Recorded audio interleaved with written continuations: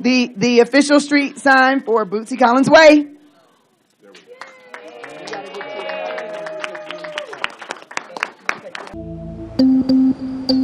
There are two sides to Cincinnati: the grand cityscape by the Ohio River and the hood where Bootsy grew up. This is my old neighborhood here, and this is actually where I was born. We would tell everybody we lived on Oliver Street, which was a street because we didn't want nobody to know, we lived in a house. So today is about King Records, but it's really about these three individuals. King Records, Cincinnati's premier record label. King Records was like the spot. That was like compared to Motown for us, here in Cincinnati. It was a lot of history in this building. Wow, it's amazing. Founded in 1943 by a visionary businessman named Sid Nathan, King's varied roster featured stars of rockabilly, rhythm and blues, jazz, and country. And all of that stuff was done right under this one roof, right under this one building. You got your artwork, you got your labels, you got your printing, you got your records pressed. They actually had a pressing plant right in here. We're going to start with Bootsy, the Funk Master, we'll call him. Grew up on Hackberry Street. So Bootsy Collins Way will be located at the intersection of Hackberry and Madison Road. Bootsy started his career with King Records with best-selling artist James Brown. The nation became more acquainted with his musical talents when he joined Parliament Funkadelic, bringing the funk. And Bootsy Collins. Well, Bootsy is a guy I really can't remember exactly when I met him. And I want to say I met him before I heard his music, but I'm not really sure. One thing I do know, I'm never going to forget him, and neither are you. So would you give these gentlemen and Patsy another round of applause? Hear from the honorees. First, Bootsy, baby, come on. Mama, you a mess. Mama's a mess.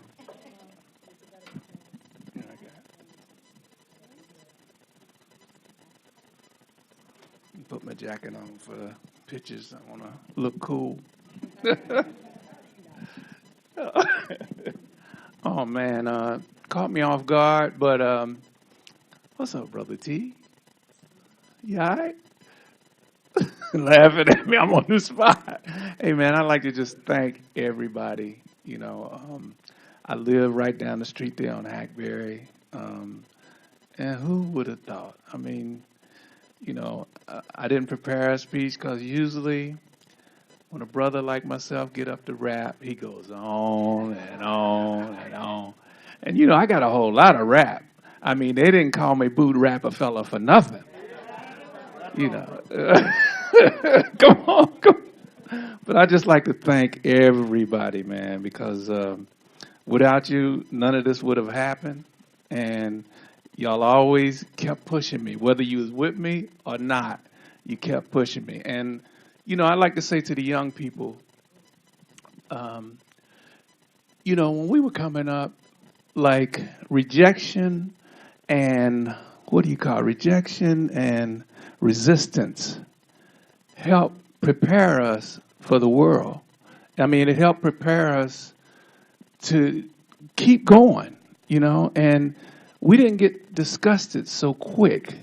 Today, everybody gets really disgusted. Not only the young ones, but everybody has brought that into their household, and everybody gets frustrated and wore out too quickly. We need to go back to the faith that we had. We got all kind of excuses for not having that, and the excuses are legit. But at the same time, we got to start practicing those things that keep us stable, And it's hard, man, but, I laughed all the way when people would just, knocking me down. Oh, no, get out of here, boy. You don't belong, I was laughing all the way. I didn't know, I didn't know what was going to happen, but I knew that I practiced every day. You know, I worked for it every day. It wasn't like I'm working to get paid. You know, when James Brown started paying us, I was like, oh, you mean we get paid for this?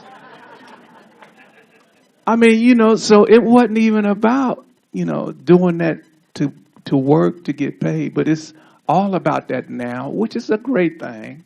But at the same time, we got to go back and get those values that made us get through that mess. You know, if you don't get those values or that experience and somebody just tell you, you're going to miss it. You're going to miss it, and you're going to always be looking for that handout or somebody to give me something for nothing, you know? So, I don't know, man. I'm going to pass it on, but I just want to thank Miss Atkins. Mama, I call her Mother Atkins. She always tells me, she reminds me of my mother, Mother Collins. Yep, she reminds me of her. And when we first met a while back, you know, she said, if you don't straighten up, I'm going to get my belt. And I said to myself, when have you been talking to Mama? But she, you know, she just so dedicated. And that's what we need, dedication. Mayor Cranley, I mean, and all the council people here. I mean, you know, we need each other, y'all. We need each other. You know, and it's becoming more and more evident every single day. No matter what your religion, your color, it don't matter. We need each other, you know? And right now, you know, it's like I feel really good. I feel really blessed to have stand up, y'all. Stand up. Black Seed. Tyshawn, come out. Zach, step out. Ooh-wee, step up. Veronica, she's here all the way from Italy. Step out. These are young people that's coming up, you know, that could be the mentors to King Records and their youth. Come on up. Let's give them a nice round, y'all. JD, come on up. Come on. Come on up. Where's my girl at? Where's the other two?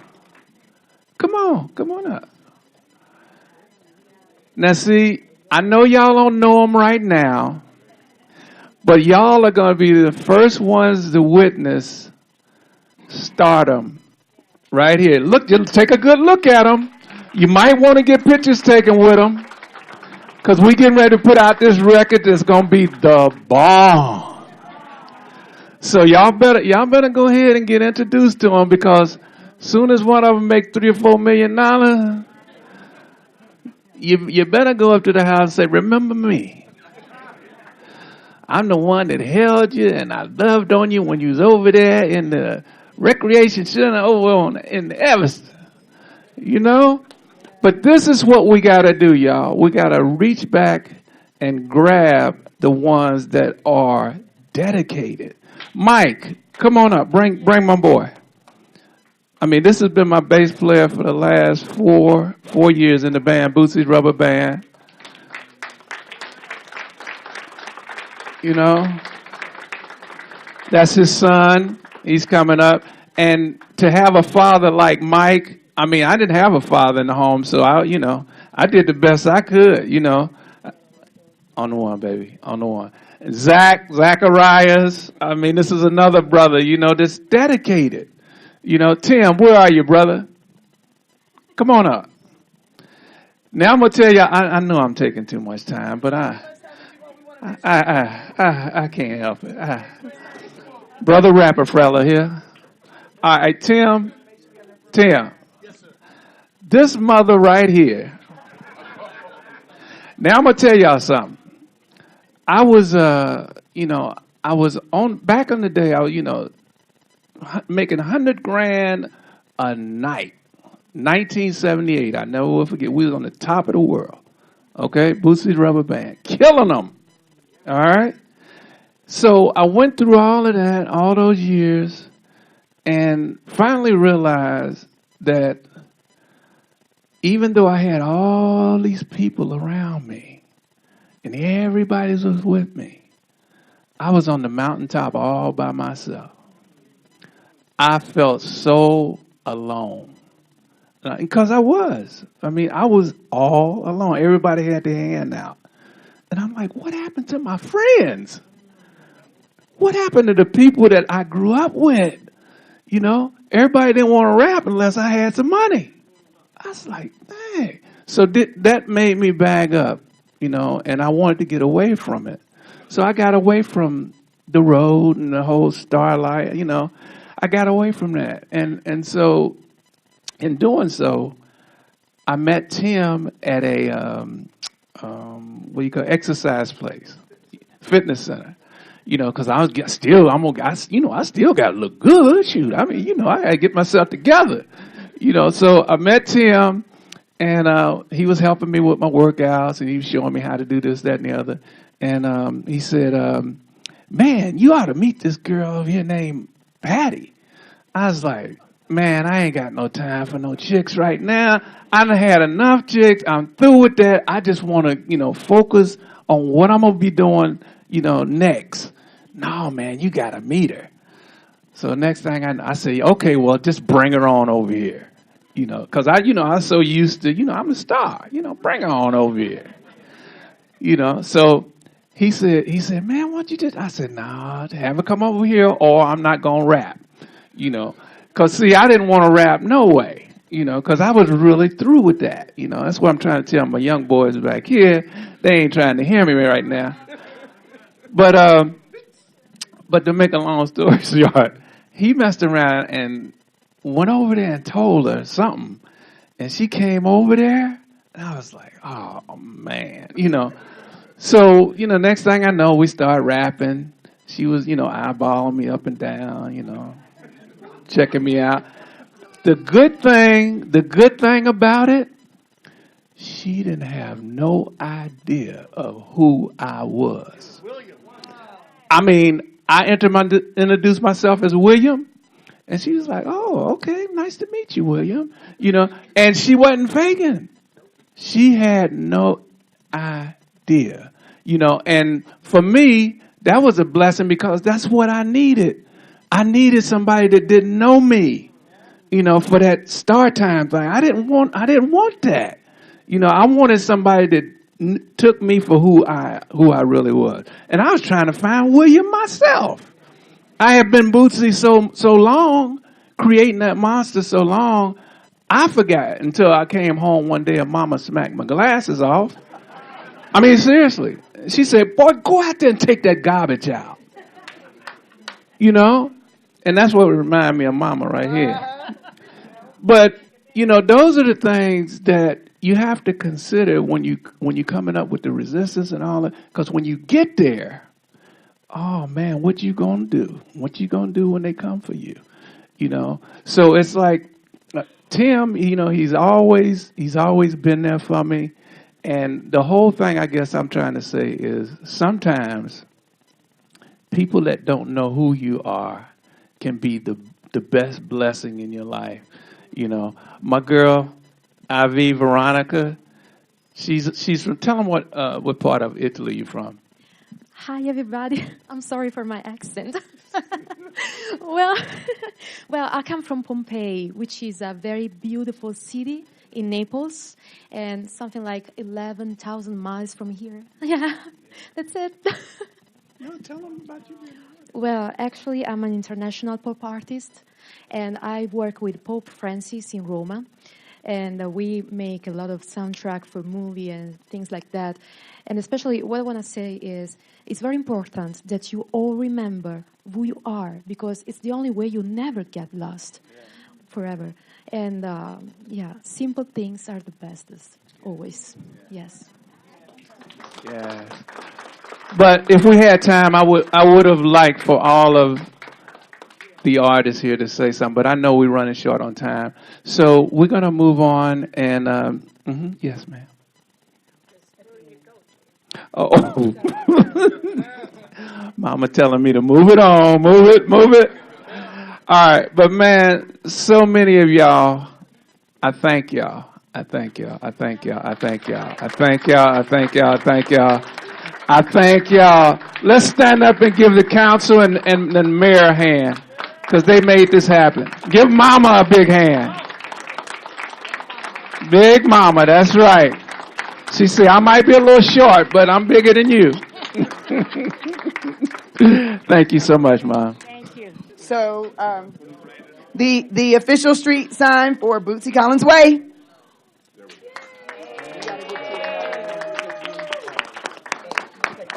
Hey. Okay. Let's get all these babies back here and not so babies back here for the picture. You all ready? We would like to acknowledge at this time Patti Collins. Okay. Now, she is head of the Music Heritage Foundation. Patti, now don't talk as long as your husband. Absolutely. Thank you, Mama. On behalf of being a founder of Cincinnati, USA Music Heritage Foundation, Marvin Hawkins, Elliot, also who's not here, Elliot Ruther, and all of those folks who have put this wonderful power together to make sure that our heritage will never, ever be forgotten. We've all worked so hard for this day. So we thank you, Mr. Young. We thank you, Miss Yvette. We thank you, Mama, so much. And I have to say to Mayor Cranley, when he told me, and Bootsy, he said, as soon as I take office, I'm going after King, and I'm not going to stop. So we thank you so much because you did it along with this beautiful team. So God bless you. Cincinnati USA Music Heritage thanks you. The Bootsy Collins Foundation thanks you. And thank you, Patti, for all the work that you do. So we want to let you know we love you. We love all the contributions you've made. And even if there was a time when people didn't see you, didn't recognize you, you didn't get your just due, know that your city loves you. We see you. We honor you. We appreciate your contributions. And we don't have a whole lot of money to give you. There will be money, I'm sure, at some point. But we give you everything that we have. We honor you. We appreciate you. And we love you. Take that with you. Put it in that place and take it with you. What they used to say in church, we love you and there's nothing you can do about it. How y'all feeling? Again, my name is Tyshawn Colquitt. And I'm on behalf of one of the representatives of my generation. Shout out to Speak and also Global Bros and also Black Sea for coming out and supporting everything. Thank you, a big thank you for Bootsy Collins for extending his hand to my generation and allowing us to be a part of his new album. It's an honor. So, I've actually been doing a little work or whatever. So, I'm a 6-time winner at the Apollo. And so this is actually a song that I competed with this past year in New York. Something that you told me stayed in my head now all night long. You wanted me to love you when you said softly reach out and touch me. My love then go hand. Feel me now, na na na na. I want to feel you. Thank you guys very much. They had all the biggest stars over there, and the biggest star was James Brown. So we would just wait here until that door opened. As soon as that door opened, we were on it, you know. One day, when his band was taking a break, the Godfather called them in. He was recording Lick and Stick. He wanted us to come in and play until the band got back. We never got a chance to know if he liked it or not because the band came back, and then he throwed us out. Brown liked them enough to get them hired to play on King sessions with other artists. and hit the road behind singer Hank Ballard, the man who wrote The Twist. What we didn't realize was that he was prepping us to, if he ever needed an immediate backup band. So that was another James Brown test. And that was the first test, and that was the deepest test. One night while playing at a local club called the Wine Bar, the Pacemakers got a long-distance call from James Brown band member Bobby Byrd. He said, well, y'all need to get your stuff together because James wants y'all to come down here and play with him. And I said, play with him? Bobby Byrd took us to the airport in a limousine, put us on a plane. Forget a jet. We ain't never been on a plane, period. And went from Cincinnati to Columbus, Georgia, the National Guard Armory. They shoved us in the door when we got there. As soon as we walk in the door, he's looking at me like this. Bootsy, finally got you. I got you. Y'all come on in here. I want y'all to play with me tonight. It's like, okay, well, we ain't rehearsed, you know, what we gonna do? Son, don't worry about that, y'all just hit me on the one, when I drop my hand. Y'all just follow me, and I'm gonna call a song out to you. And I know y'all know all the songs, so you know, just follow me. All right, we'll do it. He goes to the stage. Ladies and gentlemen, Mr. Dynamite, James Brown.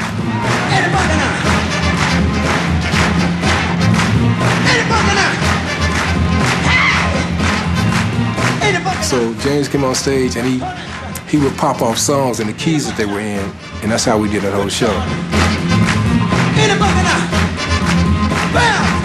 To this day, I do not know how we made it through that night.